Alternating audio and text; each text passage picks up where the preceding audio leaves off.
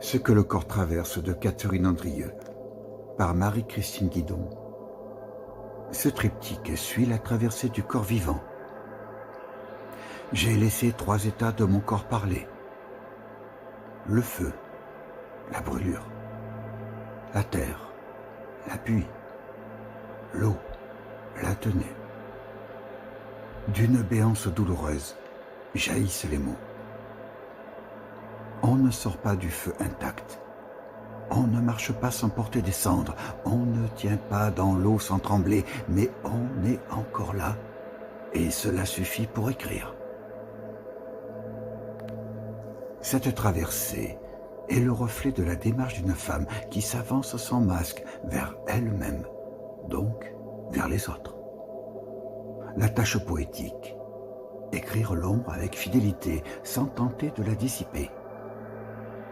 L'expression en est essentialisée. Les éléments évoqués tour à tour sont constitutifs d'une quête éperdue d'équilibre. Du cordon qui nous relie à la matrice, fil tendu au-dessus d'un vide abyssal, avons-nous assez de temps pour apprendre la langue des falaises? Engranger la lumière et le souffle du monde pour avancer, funambule, sur ce fil d'horizon qui chancelle. Je suis le vide qui se souvient. Je suis né au bord d'une parole qui n'a jamais été dite. Il y a là une volonté ineffable de dévoiler les secrets qui conduisent à un possible lendemain. Je parle à l'envers, je crie à l'intérieur. À désapprendre les mots pour apprivoiser le silence. Le temps passe inexorablement et les fruits dans leur coupe fêlée pourrissent. Les oiseaux ne savent plus voler et les sources taries n'offrent plus que l'absence. Souterraine est la douleur qui étreint ce cri d'enfant resté accroché aux ruines.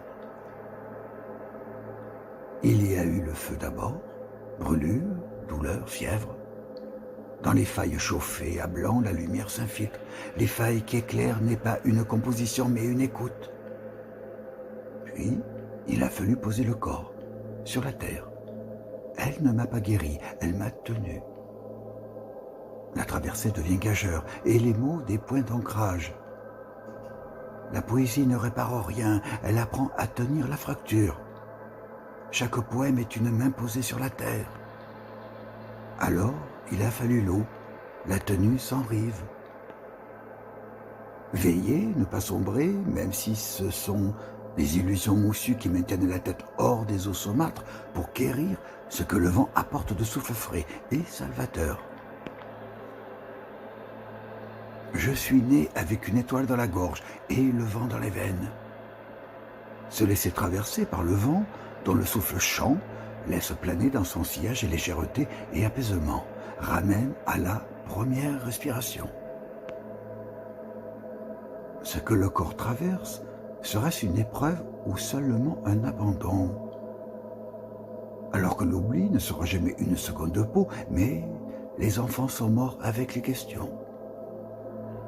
L'interaction entre les éléments est un véritable enjeu qui vient bousculer bon nombre de nos certitudes, un cheminement vers la complétude qui ouvre sur une densité lucide. Catherine Andrieux, tous les sens en éveil, nous parle des larmes qui rejoignent la mer sans bruit, du sel sur les plaies à vif, des chaises qui restent désespérément vides. Pourtant, rien n'est perdu. Ce qui naît se transforme, ce qui s'éteint change de rive, sans quitter la substance commune. Dans ce recueil, les mots ne sont jamais le support d'une vision neutre, mais tout au contraire, la traduction d'une intériorité presque palpable. Non pour expliquer, mais pour consentir. Lorsque le feu s'éteint, il y reste le crépuscule cendreux pour que perdurent les fils de mémoire. De la cendre, il reste une lumière, de la perte, un souffle, de la douleur, une ouverture.